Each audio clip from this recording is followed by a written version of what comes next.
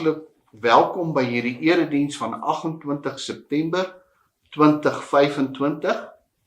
Ons tema vanmôre is van geboorte tot grys hare in Jesaja 46. Ek lees vir ons Jesaja 46 'n paar vers. Babel se afgod Bel het in mekaar gesak. 'n ander naam vir Bel, dalk meer bekend as Marduk. Nebo, Marduk se seun, het geknak. Hulle beelde het 'n swaar vrag geword op die rug van die diere wat hulle moes dra. Hulle gewig druk die pakdiere wat hulle dra in die grond in. Die gode het ineengestort. Hulle kan nie die vrag langer dra nie. Hulle is saam met die mense wat hulle aanbid as gevangenes weggevoer. Almal van Jakob, almal van Israel, wat van Israel oor is, moet na my luister. Vandat jy gebore is, het ek vir jou gesorg. Toe jy 'n babietjie was, het ek jou in my arms rondgedra. Selfs al word jy oud, sal ek nog daar wees. Ek sal vir jou sorg tot jy grys is. Ek het julle gemaak. Ek sal vir julle sorg. Ek sal julle dra en julle versorg. Met wie kan julle my vergelyk? Met watter ander persoon kan julle my gelykstel? Mense wat geld het, hier 'n man wat met goud werk. Hy maak vir hulle 'n beeld van 'n afgod. Hulle buig dan voor die beeld en aanbid die beeld. Hulle tel die beeld op hulle skouers en dra dit rond. As hulle dit op 'n plek neersit, staan dit net daar. Dit kan nie roer nie. Selfs al skree jy vir die beeld, kan hy jou nie antwoord nie. Uit jou probleme kan hy jou nie uithelp nie. Verbeel jou, jy's 'n Jood wat uit Jerusalem weggevoer is in ballingskap. En ons staan nou hier voor die Siggurat, die tempel in Babylon. Dit is 'n 7-vlak tempel. Sy naam is Etamnanki, wat beteken huis van die fondament van hemel en aarde. Dit is massief. Dit verteenwoordig die 7 vlakke van die hemel. Daar is trappe van onder wat tot bo by die boonste vlak loop. En as jy by die boonste vlak kom, is dit die ontmoetingsplek tussen hemel en aarde. Hierdie tempel is opgedra aan Bel of Marduk, wat Heer beteken. Dit is die jaarlikse nuwejaarsfees, die Akitu, wat 14 dae lank duur. En hier kom die diere verby. Swaar gelaai van die beelde van Marduk en Nebo. Hulle kan skaars loop onder die gewig wat hulle moet dra. Voor dit stap die priesters uit en die orkes agterna. En weerskante sing en skreeu die mense. Marduk, weergalm dit. Marduk, ons skepper van die hemel en die aarde. Marduk sal ons beskerm en bewaar. Marduk, Marduk, die oppergod. Die God wat die hoofgod is van alle gode. Hy het almal verslaan. Hy is die oppergod.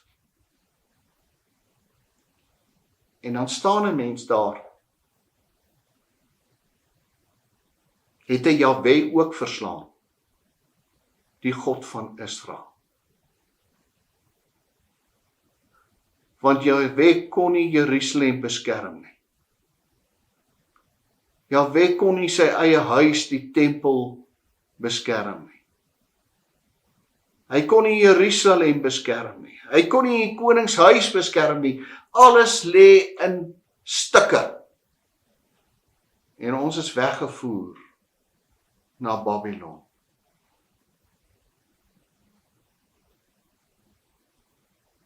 Dink net. 'n Militêre oorwinning daardie tyd was gesien ook as 'n godsdienstige oorwinning. Die God van die wenner is sterker as die God van die verloorder. Die ballingskap was 'n bewys dat Marduk die opperste God van hemel en aarde was. En hier by die Akitu, die jaarlikse feesviering, nuwejaarsviering, word die skepingsverhaal weer opgevoer van voor, om te wys Marduk die heerser oor alles. Marduk skep orde, Marduk regeer, Marduk sal die stad beskerm, Marduk sal hulle onderhou. Dit plaas die Israeliete in 'n geweldige geloofskrisis. Hulle godsdiens het uitmekaar geval soos 'n erdepot op 'n stuk klip.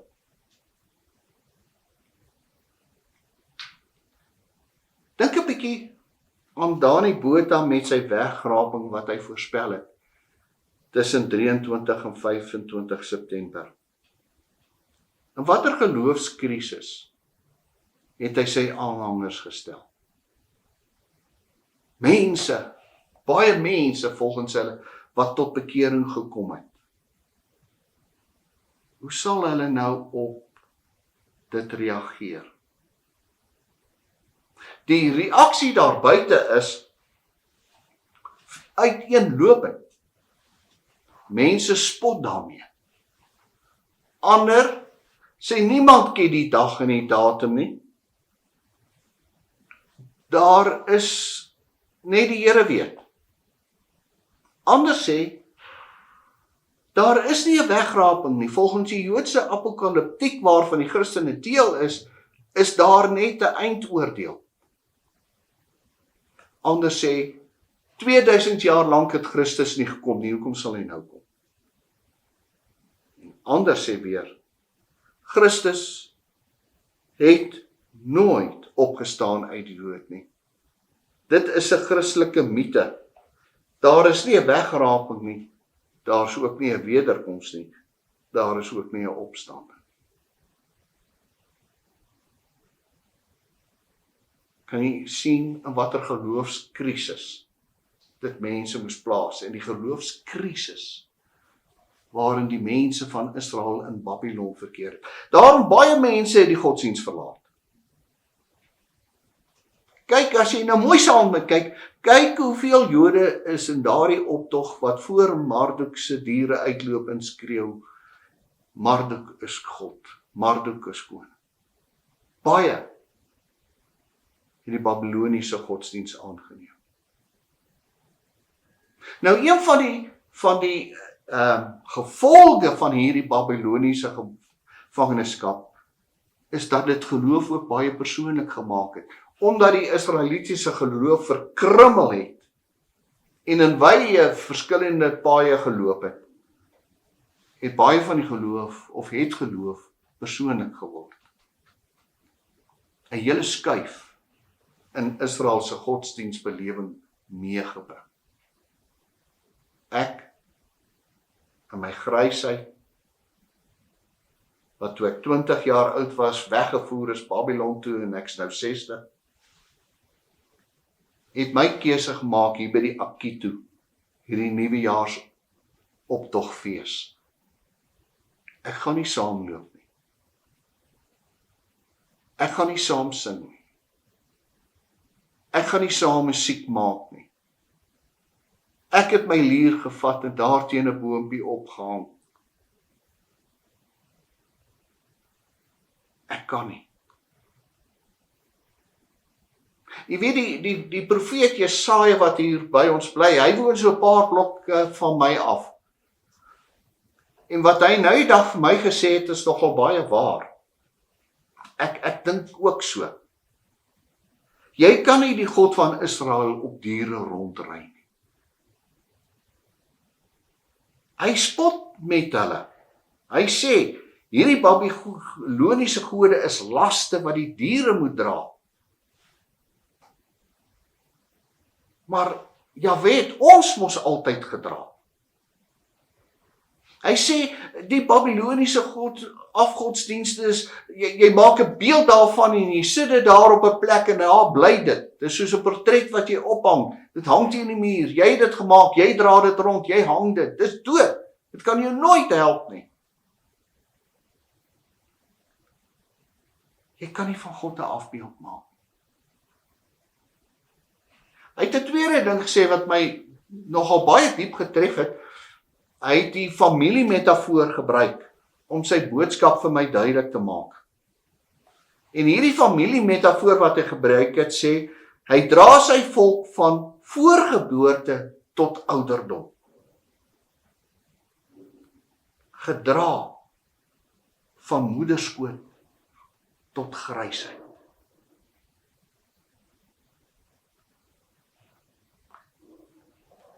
En dan sê hy, ek het julle hele lewe lank gedra. 'n deurlopende aksie wat God doen. Daar is nie 'n oomblik in jou hele lewensomloop, jou hele lewensverhaal, wat God jou nie gedra het nie. Van toe jy nog ongebore was, tot jy jou laaste asem uitblaas, dra ek jou. Letterlik staan daar, ek tot die ouderdom toe, is ek hy wat dra. Ouderdom verander 'n mens. Kry plooie, en jy kry spatare, en jou krag verminder, en jy kan nie meer doen wat jy wou doen nie. Maar God verander nie. Al verander jy deur ouderdom, verander ek nie. Ek is en bly my wese dieselfde God van altyd. Dit is nie ek wat God dra nie. Dit het vir my geweldig baie gesê. Dit is nie ek wat God dra nie, dit is God wat my dra. Tot in jou gryse ouderdom sal ek jou dra. Letterlik staan daar sabai, wat beteken om 'n las te dra. Want vir baie mense het ouderdom 'n las geword. In die samelewing word ouderdom baie keer as 'n las gesien. En dit is mos een van ons vrese, wat ons ook vir mekaar sê, ek wil nie 'n las vir die kinders word nie. Ek wil nie 'n las vir mense word nie. Dat oud word baie keer as 'n las gesien word. Jeug sien baie keer ouderdom as 'n las. Mense is nie meer so produktief, sê hulle nie. Die samelewing beklemtoon prestasie. Maar God sê vanmôre, God dra van moederskoot tot grys hare. Waarde lê nie in wat jy kan toevoeg en vermag nie, maar in die feit dat God jou dra. Dit is nie ek wat God dra nie, dit is God wat my dra. In ons eeu heg mense selfwaarde aan gesondheid, geld of prestasie. Dit bring 'n ander perspektief. Jy is kosbaar en geliefd, omdat God jou dra en nooit los nie. God neem die las op homself om jou te dra, wanneer jy nie meer die krag het om jouself te dra nie.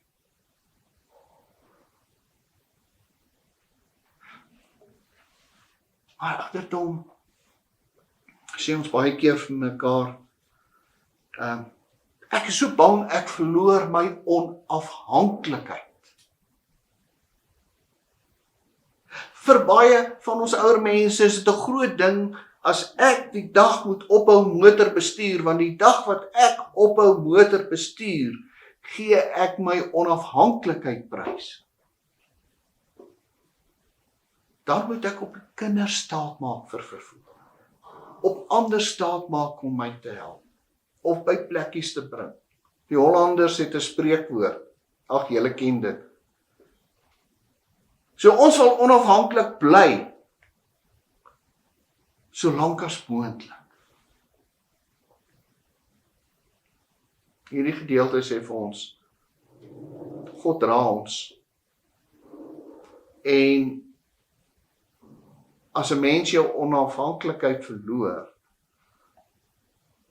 moet dit 'n geleentheid word om jou verhoudings te verdiep.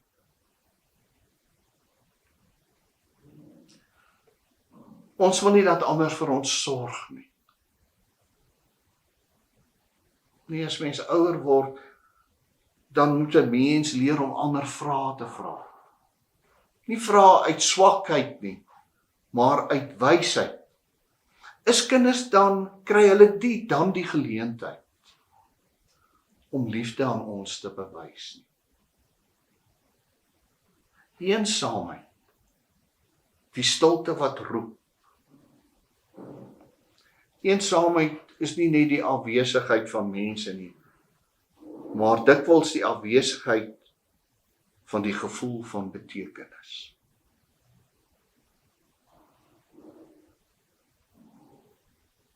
Dan moet 'n mens anders vra. Jy's nie klaar nie. Jy's 'n biblioteek vol lewenslesse wat wag om gelees te word. En mens ouer word, ervaar jy verliese. Verliese van geliefdes, van gesondheid, van drome, is die rou kant van die menslike ervaring. Verlies. Maar dit is ook 'n bewys dat jy lief gehad het, gedroom het, geleef het. Om te rou is nie 'n afwyking nie, dit is 'n eerbetoon. En selfs in verlies is daar ruimte vir nuwe forme van vreugde, van herinneringe, klein oomblikies van skoonheid en die wete dat jy nog hier is en nog steeds waarde het omdat God jou dra. As ons hierdie vers 3 en 4 moet opsom, ek het jou gedra. Die verlede is vol van sy getrouheid. Ek dra jou nou. Hierdie huidige handeling, nie net toe het God jou gedra nie, maar God dra jou aktief nou ook. En ek sal jou dra, gerig op die toekoms. Selfs al wag die ouderdom, die grysheid, die onsekerheid, God sal daar wees.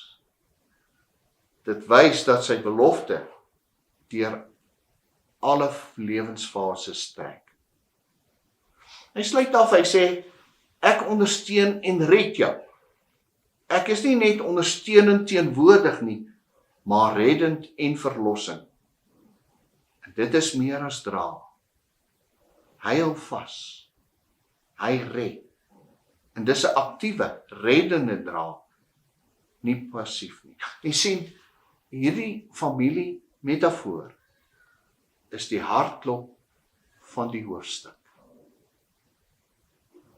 Kom ons som op. Dit praat van God se kontinuïteit.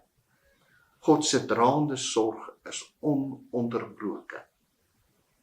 Dit praat van God se onveranderlikheid. Ek is hy. God se wese bly dieselfde, selfs al verander die ouderdom ons. In intimiteit, Die familiebeeld wys dat God nie net soos 'n draer van laste is nie, maar ook soos 'n ouer wat sy kind dra en red. Ek sluit hier af by die sigaret. Die tempel van Etemnanke, by die nuwejaarsfees Akidu, wat aan Marduk gewy is. Moenie dat dinge julle dra nie. Ek wil jou uitnooi. Laat God jou dra. Jy hoef nie alles self te wil dra. Kan ons saam bid? U dra ons, Here, Here ons God. U is nie 'n las wat ons moet dra nie. U is die een wat ons dra. Van die eerste asemteug tot die laaste sug. Van die moederskoot tot die ouderdom. U arms was altyd onder ons. Wanneer ons moeg is, wanneer ons nie meer weet hoe om aan te gaan nie, dra u ons stil, getrou, vol genade. Ons bely dat ons dikwels ander dinge probeer dra. Ons vrese, ons planne, ons eie afgode. Maar vandag kies ons om weer in die arms te rus. Dankie dat u nie verander nie, dat u nie moeg word nie, dat u ons nie los nie. Mag ons geloof nie berus op wat ons sien nie, maar op wie u is. Die God wat red, die God wat dra, die God wat ons nooit los nie. Amen.